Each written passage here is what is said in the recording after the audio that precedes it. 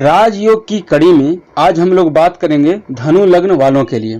इस लग्न में मैं 3 महत्वपूर्ण स्थितियों पर चर्चा करूंगा। राजयोग तो ज्योतिष में हजारों लाखों की संख्या में है। पहली स्थिति, बृहस्पति, सूर्य और शुक्र की युति केंद्र अथवा त्रिकोण में, एकादश में, द्वितीय में, तृतीय में, यानी 6, 8, 12 को छोड़कर कहीं पर भी बने शुभ स्थिति है। चलिए हम लोग उदाहरण के लिए लग्न में ले लेते हैं। यहाँ पर देखिए कि बृहस्पति लग्नेश होकर लगन में बैठा है, तो सर्वप्रथम हंस महापुरुष राजयोग। दूसरा कि सूर्य भाग्येश होकर लगन में आया है, तो जातक भाग्यवान हुआ। तीसरा, शुक्र लाभेश होकर लगन में बैठा है, यह अत्यंत श्रेष्ठ स्थिति है। लाभेश भाग्येश का संबंध लग्नेश के साथ, और वो लग्नेश कैसा है, तो सर्वाधिक शुभ ग्रह बृहस्पति है। हर प्रकार की मान सम्मान, जीवन में भाग्य धन की कमी नहीं रहने वाली है। दूसरी स्थिति की चर्चा करते हैं। शनि, शुक्र और बृहस्पति की युति 6, 8, 12 को छोड़कर कहीं पर भी बन जाए। उदाहरण के लिए मैं चतुर्थ भाव को ले रहा हूं, आप कहीं पर भी ले लीजिए।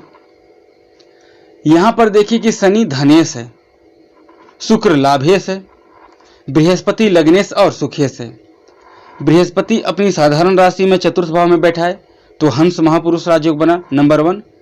दूसरा कि शनि और शुक्र जो कि इस कुंडली के लिए लाभेश और धनेश हैं, उनकी युति बनी है सुख भाव में।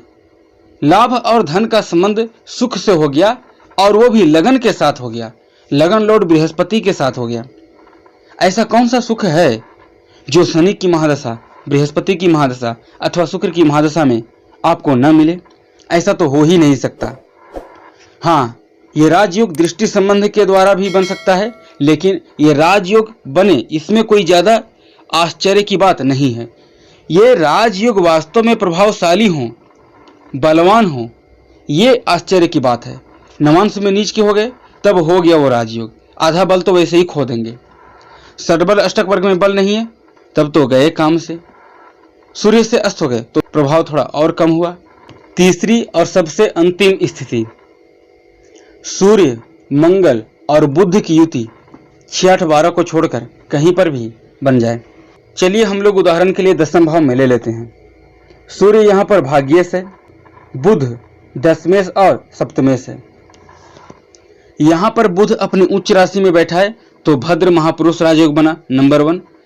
मंगल दशम भाव में दिग्बल होकर बैठा है, तो कुलदीपक राजयोग बना दूसरा राजयोग। तीसरा, सूर्य मंगल की युति से पराक्रम योग। चौथा, दशम भाव में कोई 2 ग्रह हो तो बनता है मशहूर योग। पांचवा, दशम भाव में 3 या 3 से अधिक ग्रह हो तो बनता है नृप योग। छठा, लग्न से दशम भाव में शुभ ग्रह हो तो बनता है अमल कीर्ति राजयोग। जब भी सूर्य की महादशा, मंगल की महादशा या बुध की महादशा आ जाए, अगर दशम भाव में बना है तो आपको जॉब दे देगा, यकीन मानिए जॉब दे देगा। विशेष रूप से सेना के फील्ड में अथवा बैंकिंग सेक्टर में 2 ही लाइन आते हैं।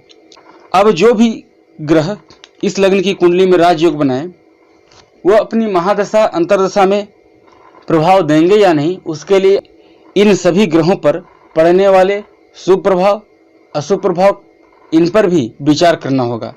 और बल का तो विचार करना होगा ही कि ये कितने पावरफुल होकर बैठे हैं।